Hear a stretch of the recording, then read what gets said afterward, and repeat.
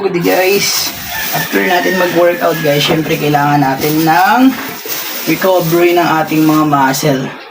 Kailangan yan guys. Syempre, para makapag-divide ng ating napunit ng mga muscle. Ayan guys. 2 eggs and tokwa. Grabe, napaka daming source ng ano na ito guys. Protein. Tapos ito guys, yung isa sa pinakasikreto ko guys. Sikreto ko para medyo may lasa yung ano natin guys. Ay, yung remote. And then, dalawang scoop. Guys, kailangan ito ng katawan natin para makarecover yung muscle na punit.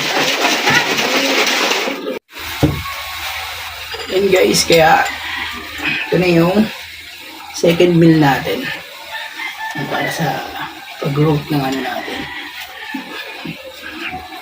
Muscle natin.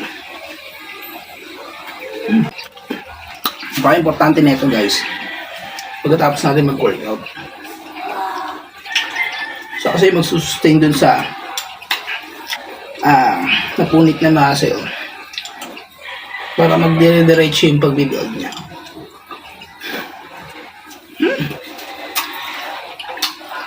Ayan din yung mga naririnig ko kung ano mong tama. Ginagaya ko lang din sila.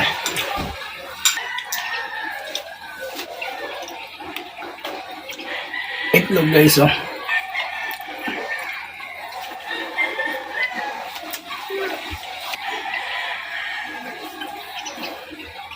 Yan para din yan guys.